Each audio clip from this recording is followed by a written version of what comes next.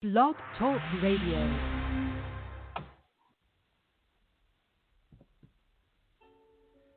Welcome back to Cafe Esoterica Radio. This is your hostess, Shawn Margaret Cohen, and I'm back with my new podcast all about healing the heart called The Shape of My Heart. I want to explore the subject of unresolved emotions like fear, heartbreak, abandonment, childhood wounds, grief, and loss, and all issues in between, and share my techniques which I've used over many decades with my own clients as well as myself to heal these issues which block healthy relationships and love. So pull up a cozy chair as the autumn leaves fall and the winter winds begin to whistle.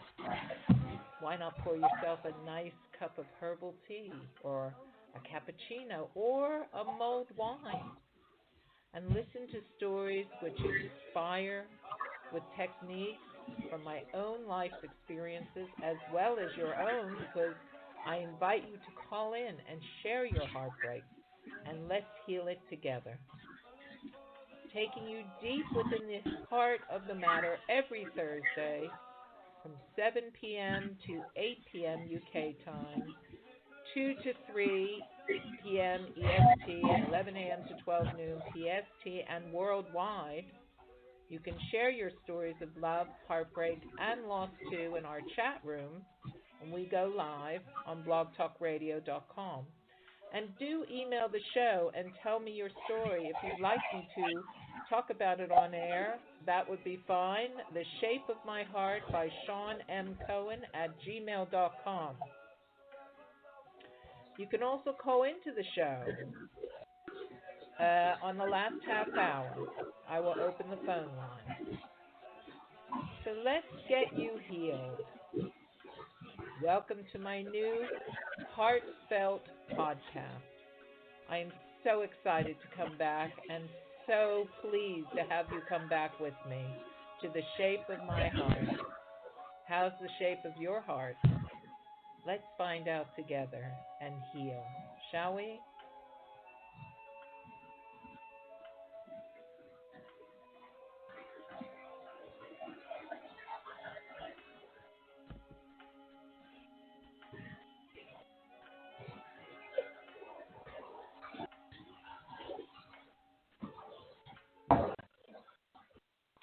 Welcome, everyone. It's Shawn Cohen here, your host with the mostest. I am trying desperately to get things lined up, but of course, things never happen as they should.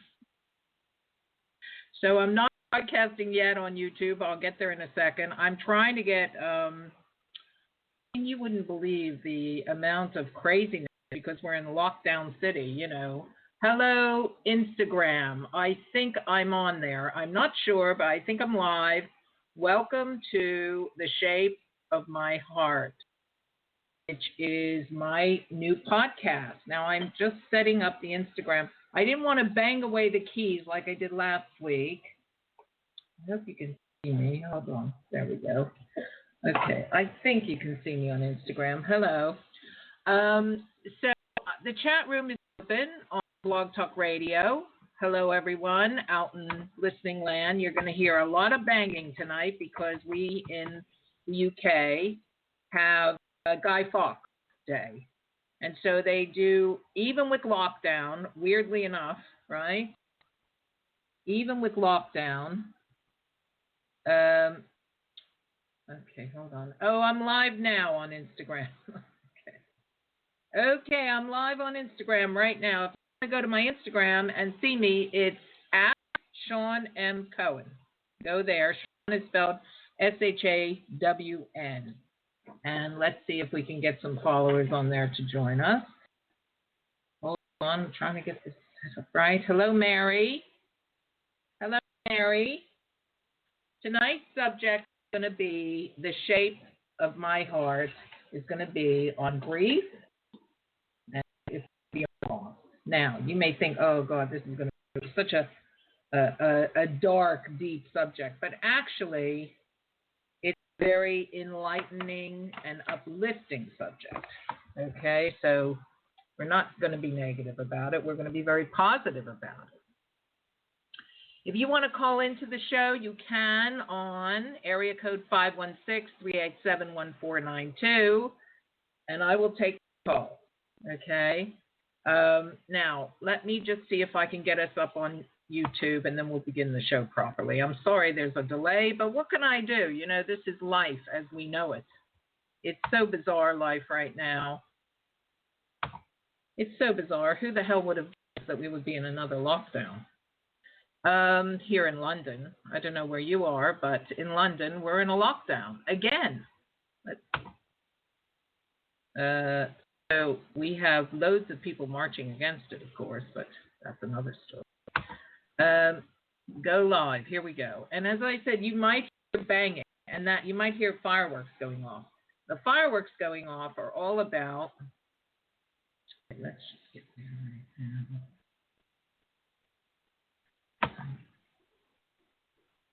Okay, the shape of my heart. Sorry about the singing. It will be okay in a minute.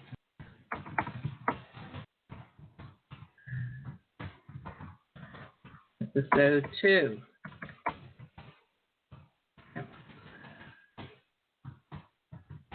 Just give me a second, folks.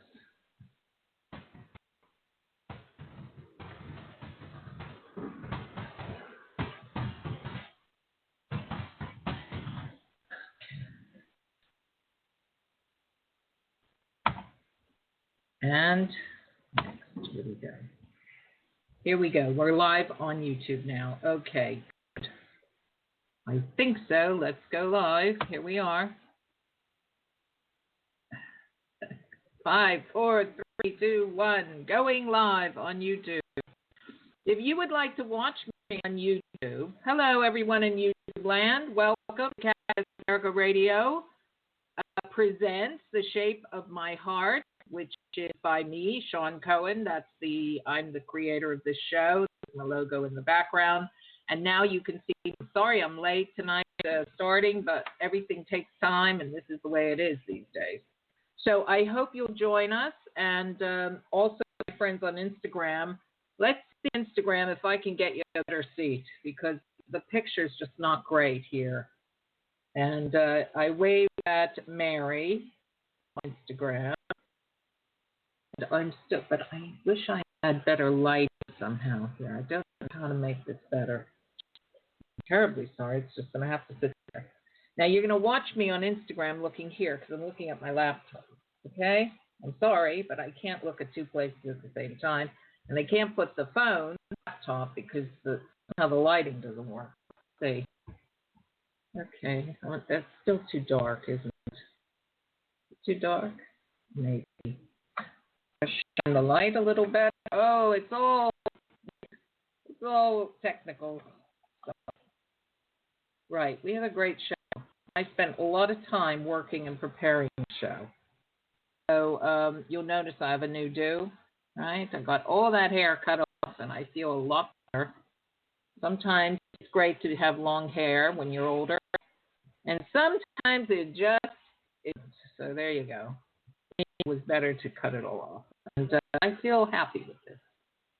And that's a little bit I'm going to give to my lovely hairdresser, Susie, who I've known since before my daughter was born. That's well over 24 years. And she always does a great job. That's my Susie. If you want her number, email me. You can email the show, and I would love you to email the show. And let me just put out the email address, which is The Shape of My Heart by Shawn M. Cohen @gmail.com. Please do. Okay, let us know your stories. We want them. We'll share them on the air if you want. And I would love to. We also have a chat room up right now. There's a live chat in the YouTube, which I would be very happy to talk to people on. And there's also, you can write to me on Instagram. So, and also on Blog Talk Radio, which has a chat room. So let's see what's happening over there. No one in the chat room right yet. 49 minutes. Okay, let's get started. So welcome to the show, everyone.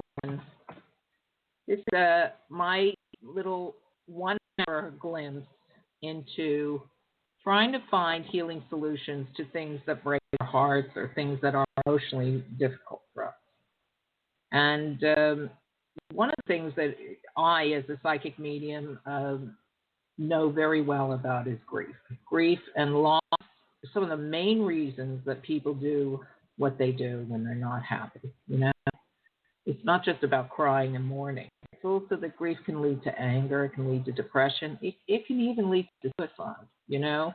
So if you're in a very bad space emotionally because you've lost someone, I hope tonight's show will help you. If you're not in a bad space, but you just want to know how to help someone who has lost someone, or you've lost a job, it doesn't have to be the death of someone. It could be a job. It could be losing your looks as you get older. It could be losing the children leave the nest. You're empty nesting. And there is a grief associated with all these things. Tonight's show would be for you. So let's get started, right? Here's all my notes. As you see on YouTube, I write copious notes for the show. I also do things like, this is very interesting because what I do is I look at things like what are the best things I can advise for people in the shortest time, because we do only have an hour, right? Let's just jump in. What is grief? You know, what is grief really? Grief is every human being, including animals, grieve. They grieve the loss of the people they love, or the their fellow animals, family. Swans are known to choose one swan for a lifetime, and if that swan dies, their partner, they grieve forever. They never find another swan to be with, usually, right? And I think people can be very similar. We have many soulmates. We might have one twin flame, if you believe in twin flames, right? But I think grief comes in many ways, and it shows up in many ways. So let's talk about grief. First of all, I want to read you something, okay? I hope you don't mind. I think that let's just talk a little bit first about the inner child, because last week we talked about childhood wounds. Hi, Gemini Moon. Thank you for coming back. And hello to Rickard, Sandra. Hello. Nice to see you out there on Instagram.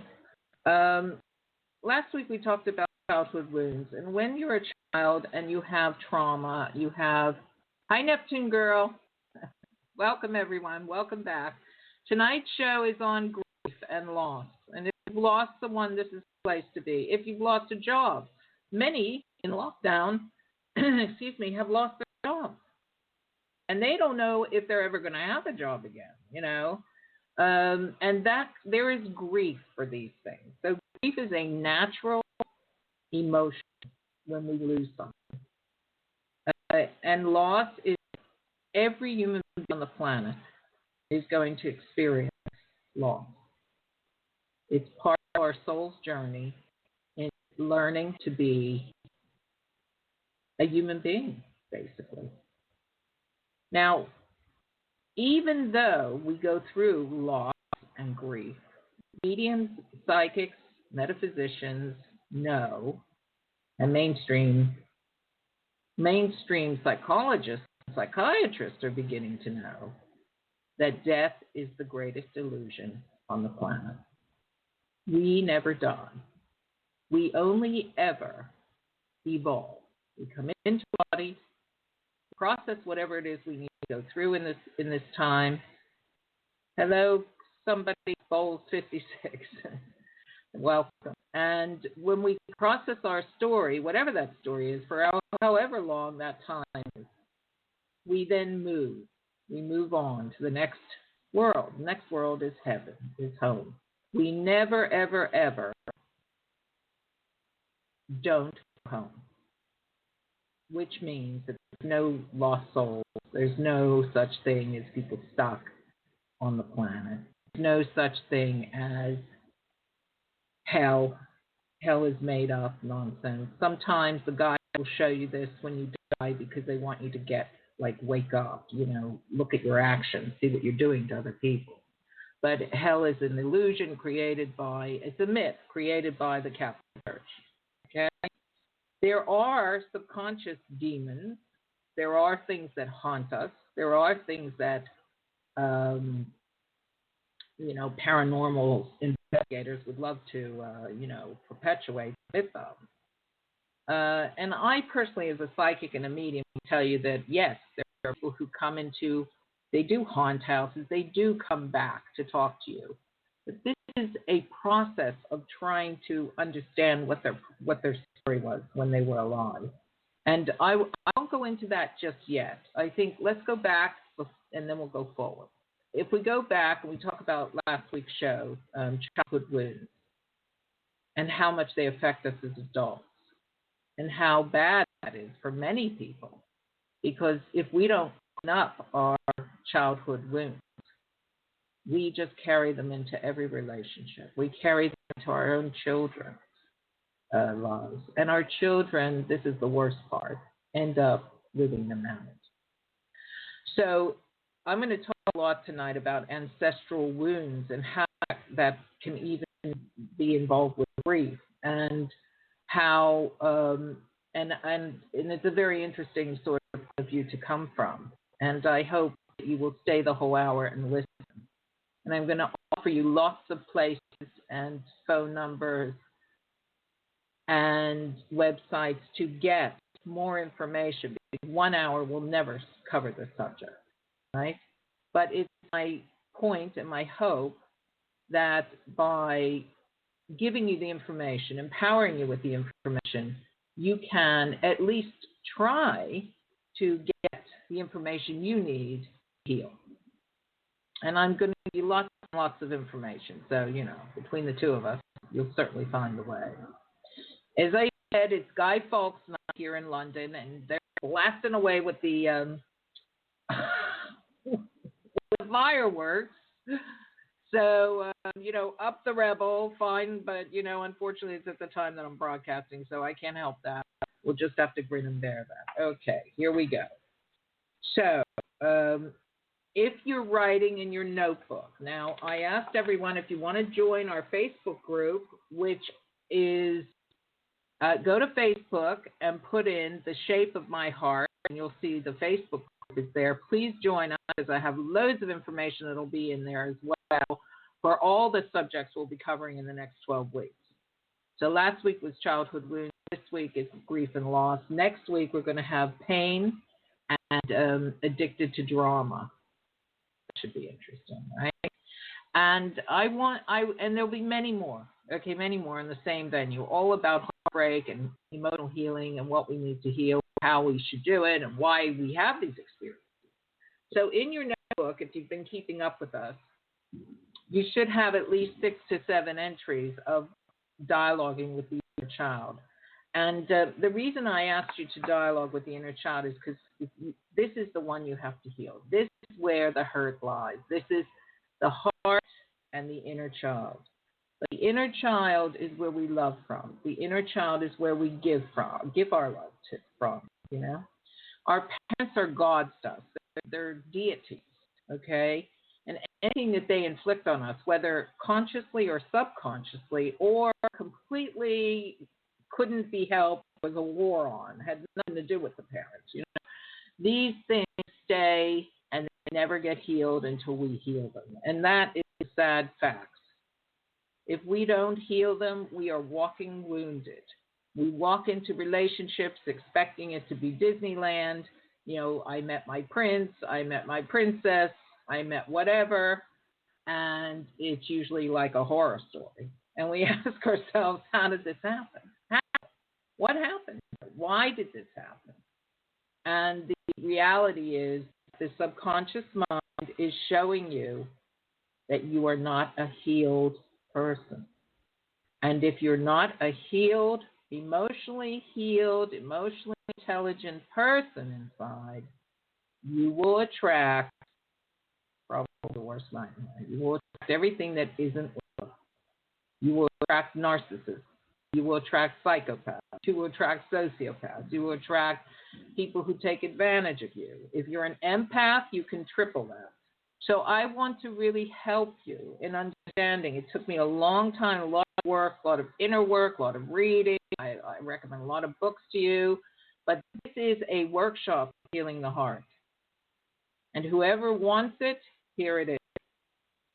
And if you're willing to do the work and you're willing to follow up on the links and you're willing to journal in your notebook every week, talking to your inner child, you're going to get your heart healed. And once it's healed, you can attract a healed heart to you. Someone who knows how to treat you. Someone who knows how to respect you. Someone who's willing to take the time to get to know you. And all the wonderful points that love should be. Love is love. It's not abuse. It's not neglect. It's not competition. It's not screwing your neighbor while you're at work. It's none of these things. Okay, that's not love. Love is not that. It never was that. But all these things that are substituting for love, this is where dysfunction lies. And this is why I decided to do this show.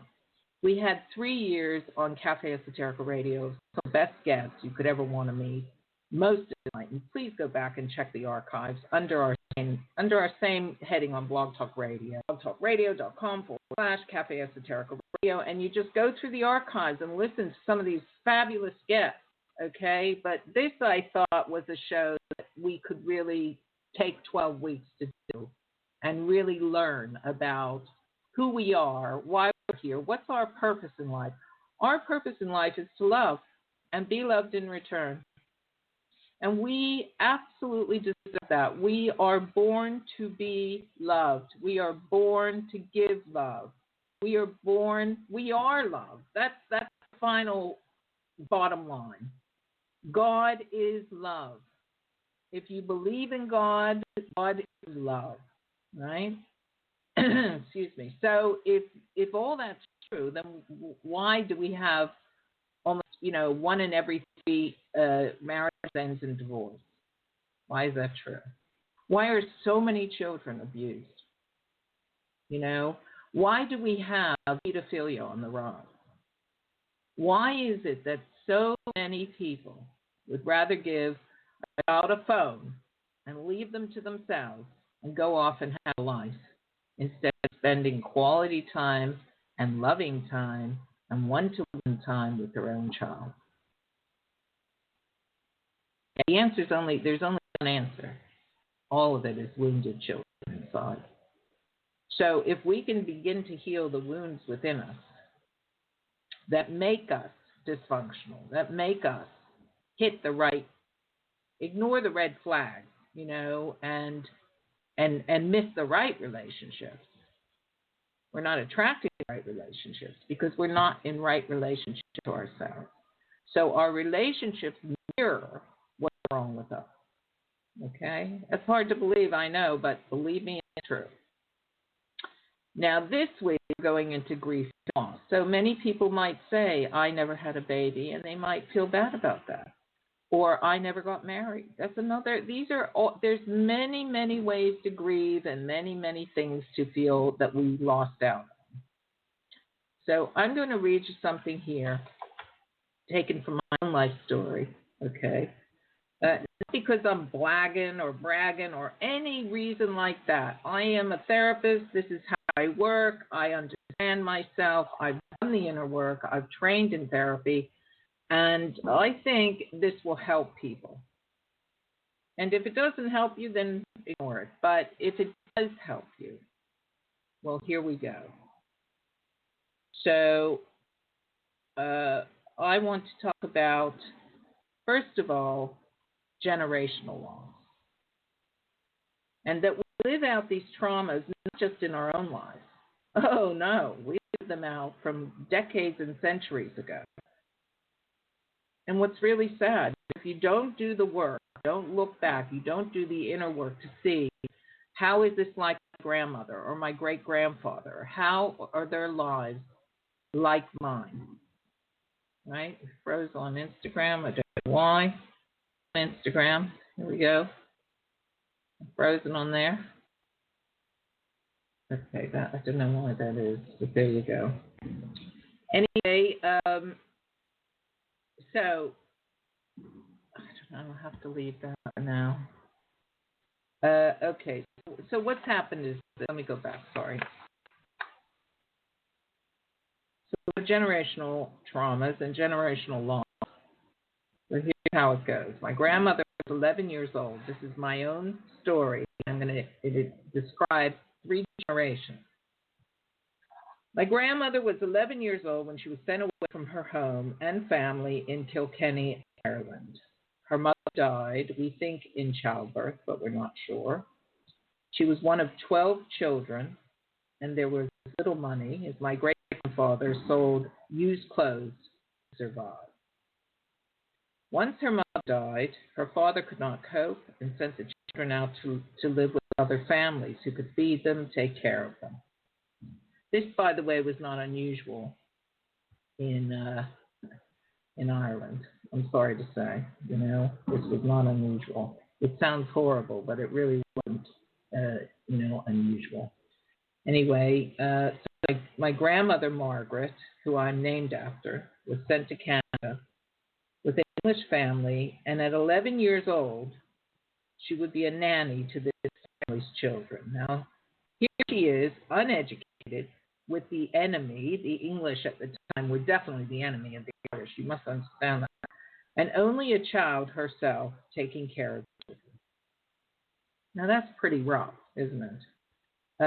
How could she do it? How did she know what to do? How did she survive this leaving behind her family, the death of her mother, the father who basically just gave them all away, and siblings she would never see again? It never ceases to amaze me what she went through. I only know that at some point she met my Scottish grandfather, who also immigrated to Canada after the Boer War, and they met, fell in love, and moved to New York, immigrating forever to America. Neither of them would ever see their homelands again. Now, I'm named after my grandmother, which my middle name is Margaret. I'm psychic like her too, right? She loved to heal the local communities in Brooklyn, where no one could afford a doctor back then. All poor immigrants with herbal remedies and folk medicine she picked up in Ireland, which I suspect her own mother used on her and her siblings. I personally love natural medicine and wanted to, and was accepted in a school of naturopathic medicine in Oregon. At the time in 1984, there were no grants or even loans for studying it, and it was way too expensive, with $20,000 a year, with 7 years of that ahead of me, and I already had a long 10-year battle to get education while I was waiting and bartending for 10 years. My degrees in metaphysics and psychology and in nursing. I did nursing as well. My mother, going back to her, was born in 1924 to this couple, my grandmother and my grandpa. Her upbringing was dire. Soon the Great Depression in America would hit. In 1929, with the stock market crash, and people literally begging on the streets for food, no jobs available. But my mother was pretty and talented, and she ran away at 18 and joined the circus, where she felt like someone, where she could be a star. Eventually, she left to join a dance troupe out of New York, and she was dancing her way through World War II and into the 1950s. She was spotted to go to Hollywood, become a film actress. And at the same time, she met my father, who was already married, had a child, but he never told her that. She chose him at age 28. She was afraid she would never get married. In those days, a woman without a husband was unheard of. So in 1952, after my father's divorce from his shotgun wedding, he married my mother. I suspect it was all going badly from the beginning. After my older brother was born, there it was. was the truth for my mother. I chose the film career. Yes. And she went on to have me and my sister, my younger brother, each one of us a block of her Hollywood career in her mind. You know? It was so to grow up with a mother who was so unsatisfied with being a mother and the world. It was so for my father, who hated her running off to the local playhouse or theater and rehearsing all the time, so no dinner on the table at 6 p.m. or any p.m. unless me and my sister were forced to make it. And we were every night for months at a time, only children ourselves. I learned in this time what it meant to be a wife and a mother. This was a horrible experience, and you should avoid it like the plague. And it's true. That's what I learned watching my parents. My parents argued all the time about this experience. About, giving up all their dreams to be with each other. And my mother particularly really just wanted to be a rock star, a movie star. That was her thing. Sorry, I'm having a problem with Instagram. You're just going to have to bear with me for 1 second while I get this organized. The point is, in my story, that there is generational pain here. And this generational pain here, we're back live on Instagram, I hope. Right. So I'll just carry on. Now live. Okay, back live, here we are.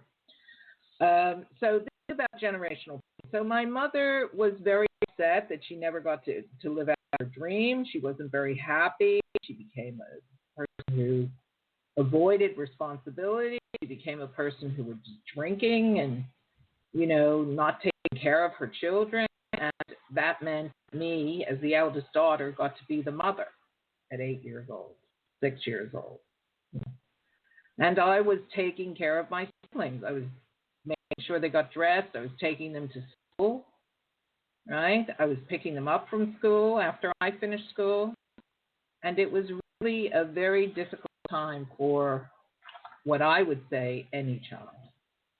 When you grow up in a house with dysfunctional people, everybody's dysfunctional. Everybody becomes dysfunctional. Their needs aren't met. They're not loved. They're not cared for. They don't learn how to take care of themselves. They don't learn how to love. And so what happened was, eventually, I grew up. Although I was very lucky that I met my girlfriend's parents. My girlfriends some of them had great mothers. And those mothers really took a shine to me and probably could see that I was in need of a mother. And I'm different than all my siblings, not just because of my gifts, but because I was mothered by girlfriend's mothers, if that makes sense. And that made the biggest difference in my family, and that made the biggest difference for me, right? That gave me worth when I didn't have any, and that gave me an idea that I could be cared for, loved. I met my first boyfriend, when I was 14. I was 16. He and I became very like two peas in a pod, and people who know me know my story about him. His name is Glenn. And he and I, spent 4 years in high school together. 2 years older than me, graduated before me. And then he wanted me to come to Florida to live with him. I didn't want to go to Florida. I wanted to go to LA. That's what was happening. He said, well, where should I go? I said, go to LA. I'll meet you out there when I graduate. The day after high school, I went out to be with him. And I was going to go to college in LA, which I did. Anyway, to cut a long story short, we spent the summer together. We had some difficulties, and we broke up. And that was the loss of another dream for me. But not long after that, although I was spending another year in LA, my mother and father broke up, finally. And my father left, he took all the money, and he ran off with his secretary. Classic. My mother was died heartbroken, although why, I don't know, because they never got along. And she asked me to come back and go stay with her. I was in school. I was at Santa Monica City College, and I had an apartment with my dear best friend who lived out there. And I did see Glenn once in a while, and I was happy maybe we would work things out and be together because we really belong together, I think. And my mother forced me to come to Pittsburgh. Forced me, like you have to. You can't stay at home. You won't. So in the end, I cried the whole way home, and I went back to Pittsburgh. And what happened for me was that I ended up being forced to work in a place called the Encore, which was a jazz nightclub in downtown Pittsburgh. I wasn't even of legal age. My aunt forced me to do it. She came in from New York and said, "You have to do it. Your mother can't work. She's a nervous wreck." Just turned 20. And legal age for alcohol was 21. So this story set me up to meet my second love affair, which was with an older man named Art.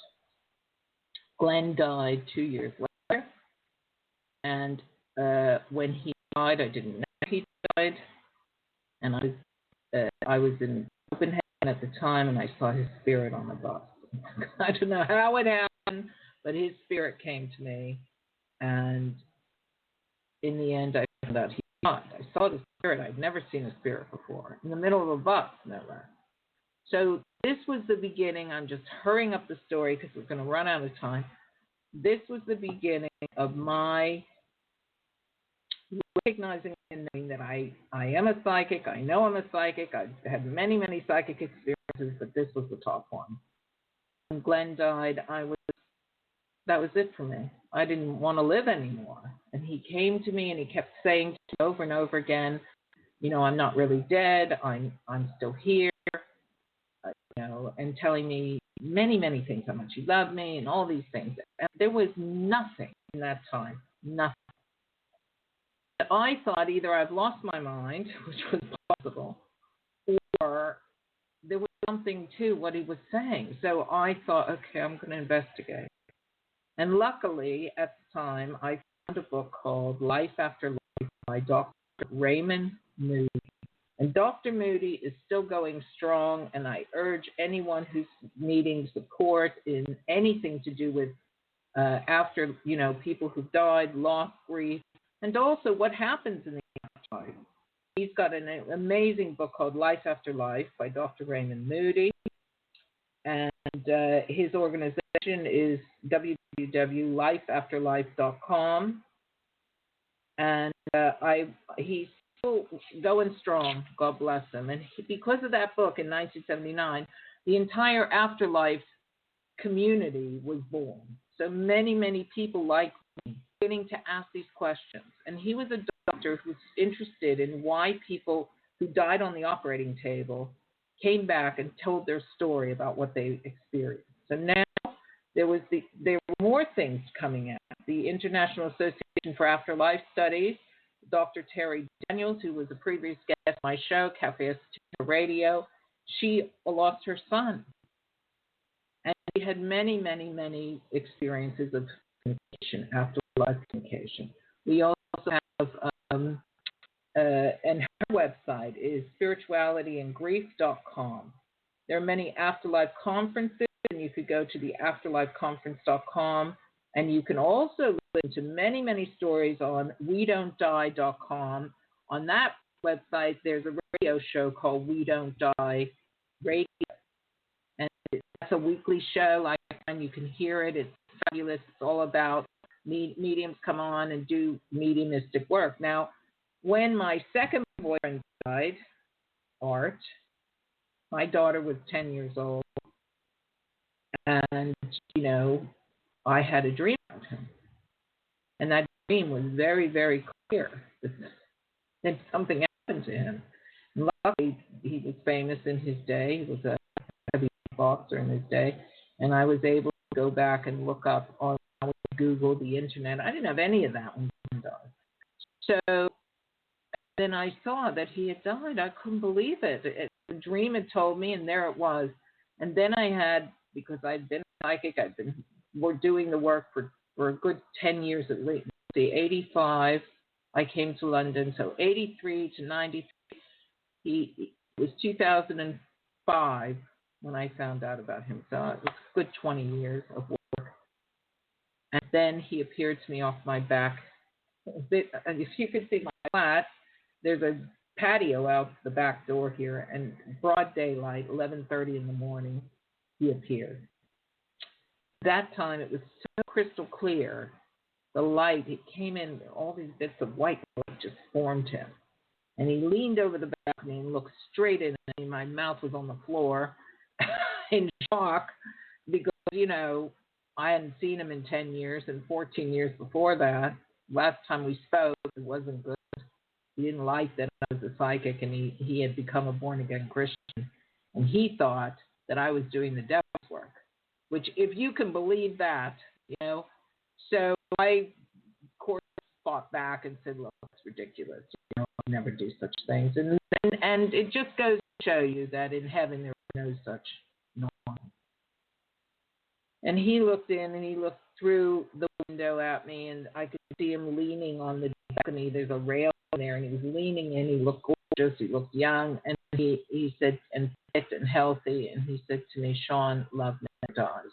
He didn't say it with his mouth. He said it with his mind. He sent it to me. I heard it just as I'm speaking right now. It was probably the most beautiful moment in my life. And so for generational pain, my daughter being 10 years old, right, didn't understand what this was about. And of course, I was involved with this story with Art for many, many years after his death. And a lot of people who know me from that time know that, this was a very powerful but difficult time in my life. And but Art was teaching me. Art was teaching me like Glenn had taught me. I was learning. I was learning a lot, actually.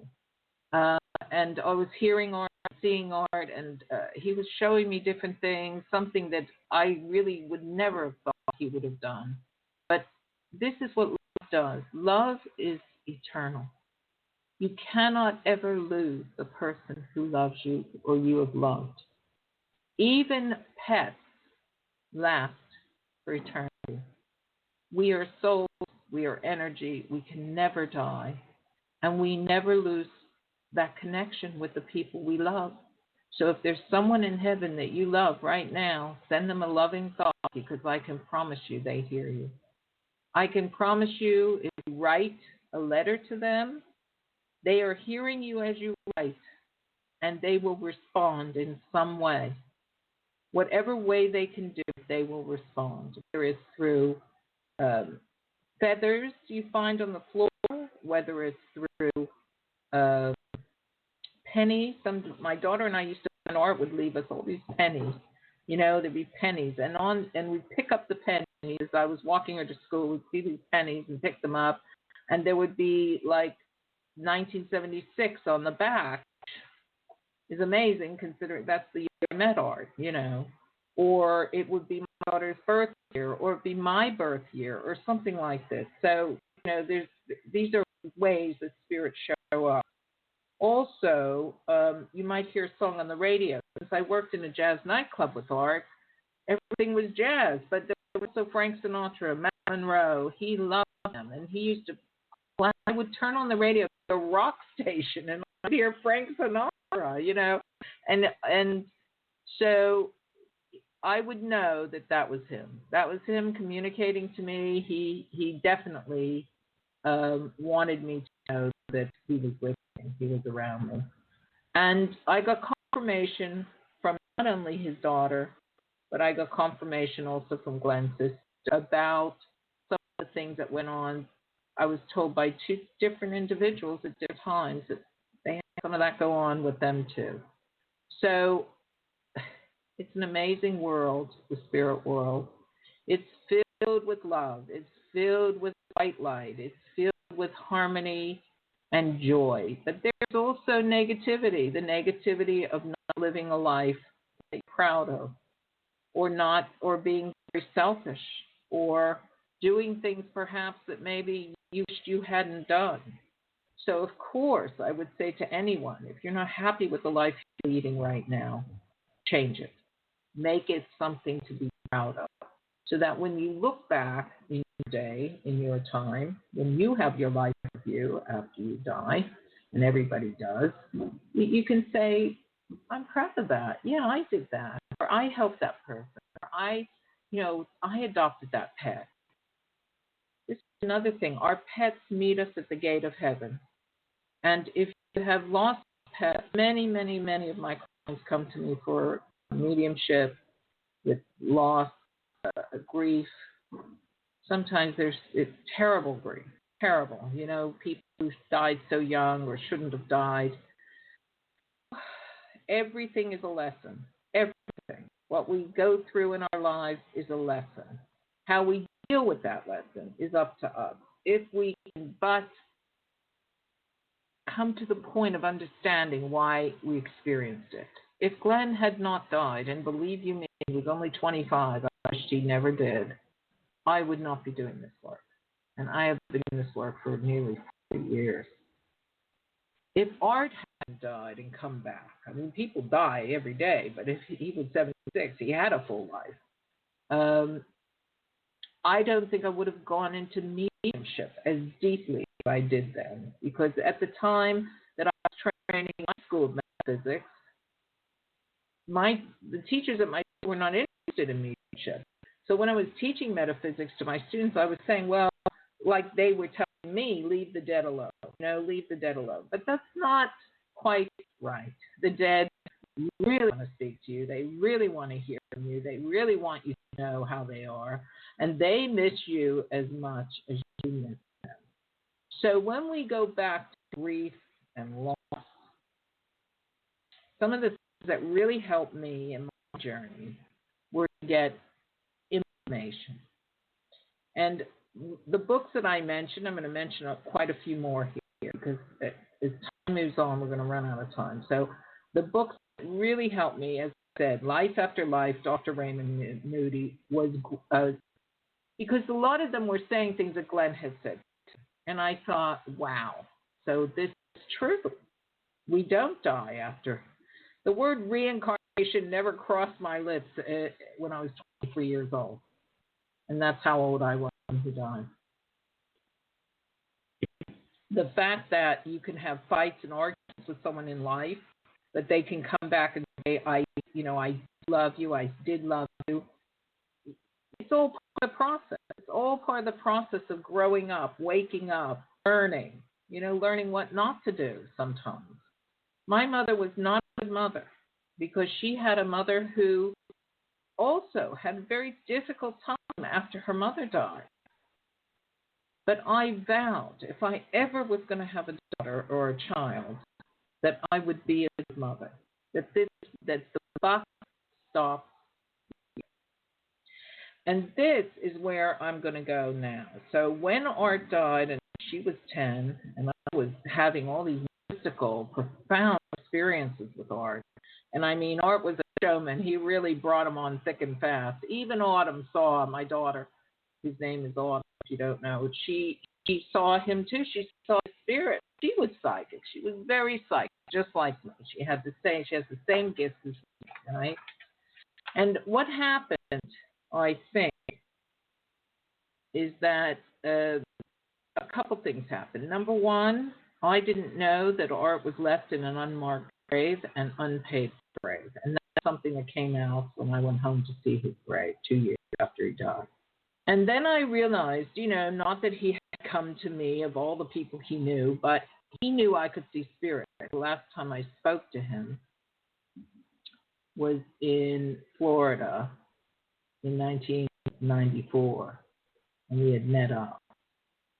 And I told him that I had a boyfriend who died, and after he and I broke up, and he had wanted to get back together with that, and I couldn't because I was going through all this process. And so it was a very interesting dynamic, but that freaked him out, and he just couldn't handle it, and that was the end of that. So was was really his invitation to come back and talk to me after his death. And he did many, many times. Through him talking to me, through him teaching me, just by being here, just by showing himself, just by, I would feel him touch my hair. I have a thing on my hand because I have something going on there. But anyway, the bottom line is he would touch my hair. I could feel this on my cheek. This is how spirits speak. They want to be known. They want you to know they're there. They want you to think about them and send them love. They're not dead. Their spirit, their body is dead, but not their soul. Souls never die.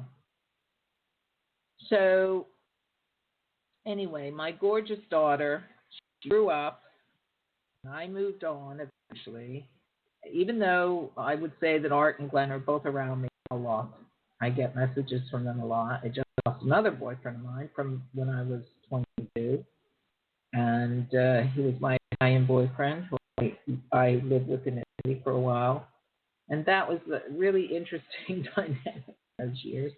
But and he's now gone, God bless him. So I've heard much from him. Nothing.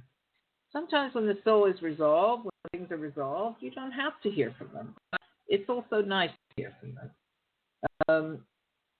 So let me talk about a couple things and then we'll wrap up. I'm going to tell you about, so what happened in this time is that I learned, A, there's life after death. B, I can help people because of my experiences. C, I'm a psychic and I'm a medium. So deal with it and do something about it. Make it count. Do something to help the human race. Some people find my work, I've been accused of, by my very own family, of being crazy, or people who've known me all my life who decided that, the afterlife is bullshit and so are you. Well, shall we? When you die and I die, we'll all meet in heaven and you can tell me if I was right or not. How about that? I put that out to my naysayers. But I know for a fact I've channeled many people through, and I really believe that we all have the ability to be psychic and mediumistic. So I'm going to just name a couple things here. There's a couple authors I want you to know about. Michael Newton, who wrote books on the afterlife, Journey of Souls, Destiny of Souls. His books are amazing. What happens in between lives when we die? And then we create a new life for the future. And NewtonInstitute.org, www.thenewtoninstitute.org, and also a wonderful interview with Dr. Newton by Richard Martini, who himself wrote It's a Wonderful Afterlife, and another book, Hacking the Afterlife, on www.media.com.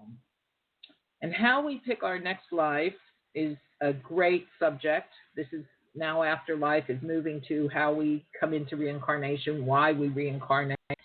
And this is through Robert Schwartz's books. I love them. I always recommend them to my clients. Soul's Plan, and you can find, that's his book, and Your Soul's Gifts, another book of his. And you can find him on yoursoulsplan.com. In the UK, we have dyingmatters.org, which is great. You can follow them. And it's all about afterlife conferences here. There's some Bath, actually, where my daughter is, okay? And Cruise Bereavement, 9 to 5, Monday through Friday in the UK. You can call them on 800-808-1677. If you're lonely and your spouse has died or a partner and you feel you're on your own, there's a wonderful organization here in the UK and many chapters all over the UK called www.oddfellows.co.uk. And they meet up and they have, just get-togethers because people die of loneliness. They die of grief and loneliness. If you can meet up with people and create another sort of chapter in your life, you'll see your loved one again when you pass. You will. I can promise you that. So why not fulfill your things and people? And, I say to people, the best way to not be lonely is to adopt a pet. desperately need someone to love and take care of them. And there's a free helpline also on www.myrightwellbeing.org.uk. So myrightwellbeing. Let me spell it. myrtwellbeing.org.uk. That's in the UK. You can call them on 0808-801-0808. Now, the USA is going to have loads of organizations. I mentioned Terry Daniels. Just Google her, Dr. Terry Daniels, and she's got loads of information about the afterlife. And you can also do counseling with many of these people. Finally, as we come up to the last 10 minutes, I want to tell you about, I'm just going to have a look, and we have no callers in the blog radio. Okay, that's all right. That's fine. Not possible. Oh, my God, I'm out of time. Okay, my folks, I think we're out of time. I can't believe it. It went so quickly. So these are all the organizations that will help you. Read The Myth of Demeter and Persephone. And this is a beautiful Greek Roman myth about what happens to a mother who loses a child and gains her every spring and summer. And you'll see in the Greek myth about what happens and how to heal. And I will leave you. I know it's been a bit crazy today. I promise it'll get more coherent in the future, but just trying to get everything organized. I hope you've enjoyed it. I hope it's helped. You can always contact me for a psychic medium tarot reading, of which I do, and I do very well. And I'm available worldwide on Zoom and pay to pay. So it's pretty easy. I'm all over the world. If you need help, grief, I'm here for you. And with that, I'm going to love you and leave you and play us out. It was Old and Wise, but we've lost that. So I'm going to go out with Reflection by Purple Planet. God bless you. See you next week for The Shape of My Heart.